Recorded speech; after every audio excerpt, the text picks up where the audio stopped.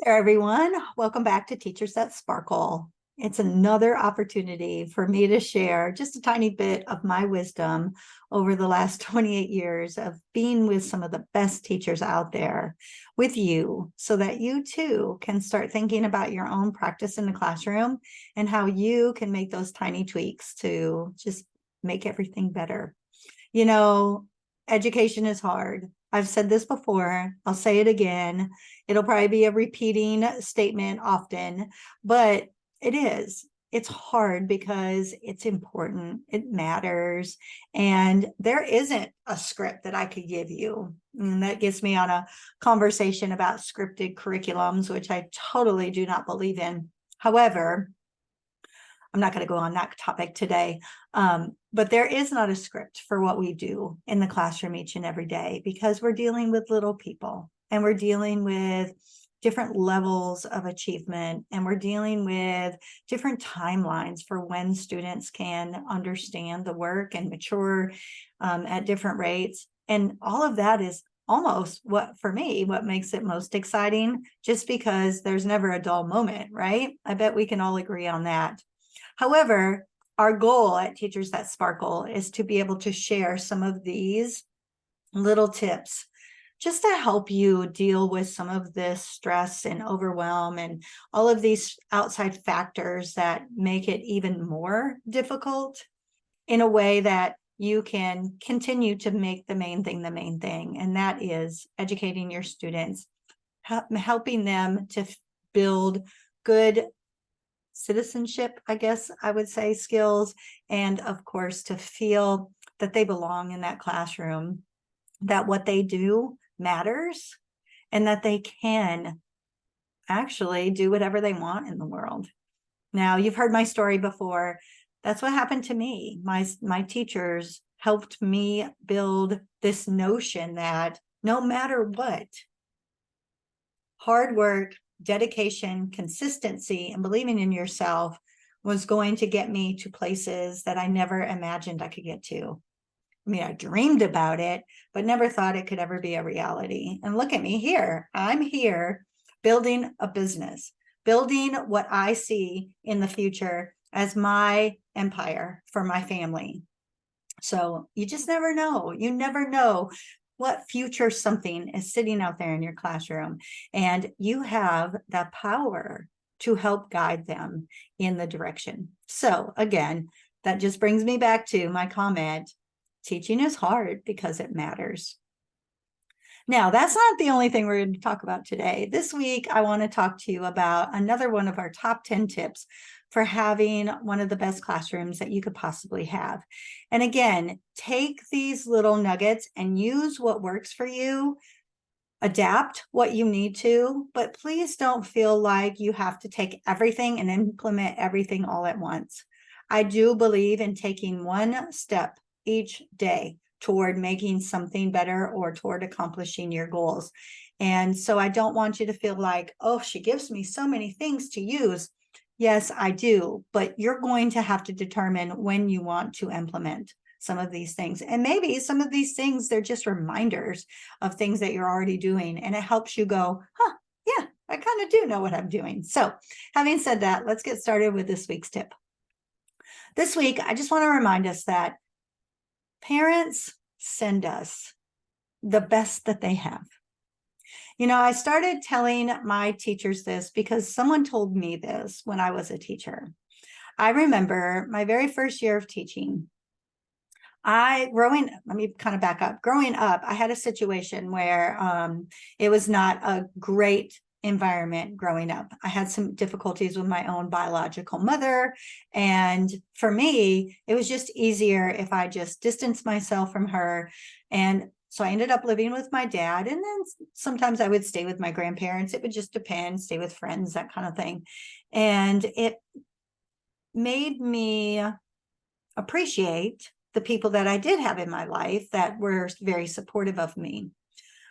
When I became a teacher, and was about halfway through my first year, I had made the decision that I wasn't going to quit. So it was kind of a little farther into the year. I had a student whose mother was going to be going to jail. And she was going to be going for a while. And she had a husband, but it wasn't the biological father of the student. And the student came in one of the days after the mom had been removed from the home. And he reported to me that he was being hurt at home by his stepfather. Now, of course, with rules and regulations and just your own morality, I needed to call CPS right away. And so I made the report to CPS, and it just really, really resonated with me because of the experiences that I had had as a child. And I got very emotionally connected. And as we worked through the process, I come to find out that the little boy had made everything up. He had made it up because he was very angry about, his circumstances and everything. And, but the story was not true.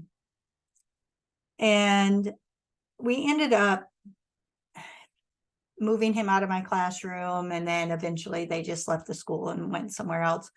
But it was really because we were at a point where I couldn't trust the child.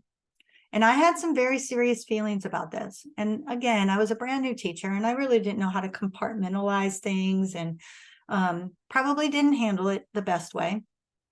But nonetheless, I remember my principal sitting down with me and me saying to her, I can't. That child just cannot be in my room anymore. I can't emotionally deal with that. And then I started to have some conversation like, and I just can't believe that the parents hadn't, had the conversations with him and he wasn't aware, and basically blaming the parents.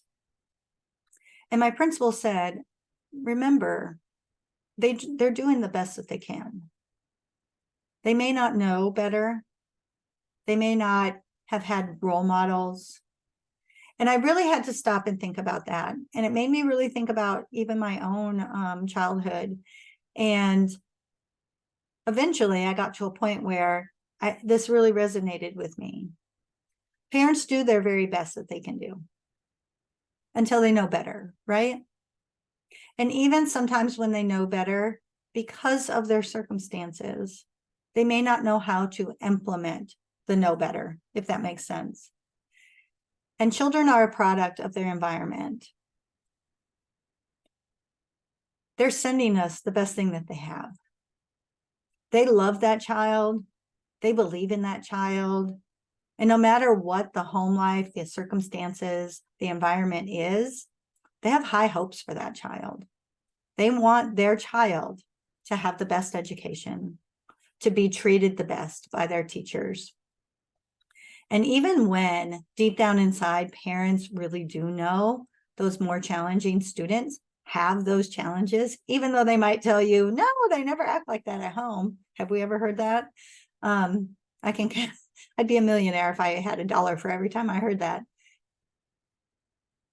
They know, but they have the hope that maybe you, as a teacher, the power you have, the perception they have of you and what you can do in the world might make their child just that much better, might make the whole situation that much better. Now, I say that all to say this. Even on our most challenging days and with our most challenging students, I want us all to remember this. There's always going to be a reason why the student is experiencing the challenges. There's always going to be a reason.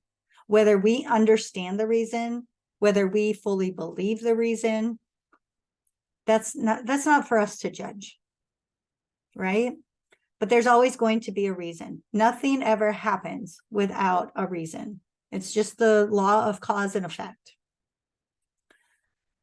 It is overwhelming. It is stressful.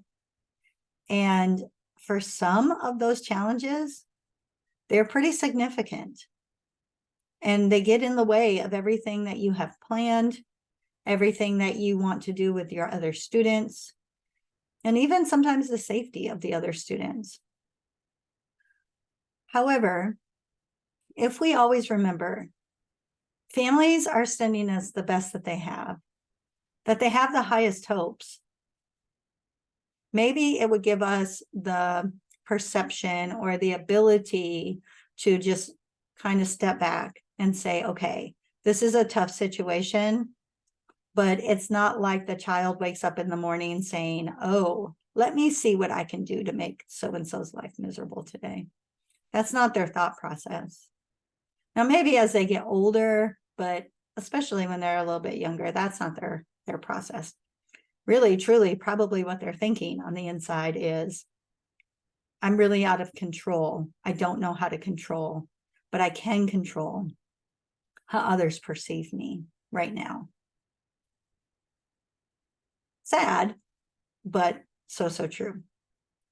So this week, as you are progressing through these weeks in September, the year's starting to really get underway. We're past that honeymoon phase, as we've talked about before, and really getting into the nitty-gritty of school. Rigor's starting to ramp up. If you're in Texas, your test scores from the year prior have just come out. Lots of stuff going on. Just remember, parents are sending us their best. Students do not wake up each day going, how can I make my teacher's life miserable? And giving yourself that little bit of grace with, okay, it's not personal. Let me see what I can figure out for this student. Just might make a big difference. Just remember, you are amazing. You didn't get into this because of the money, because of anything except for the fact that you wanted to make a difference for the lives of children. And even on our toughest days, if we remember that, I think that that will go a long way with how we handle these situations. All right, those are my thoughts for this week. I hope you have an amazing week.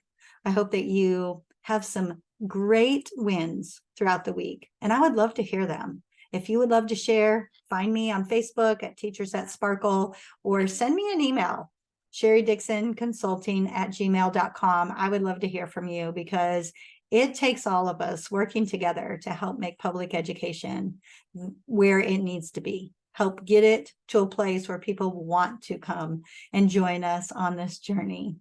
All right, y'all, have a great week. I'll see you next week right here on Teachers That Sparkle.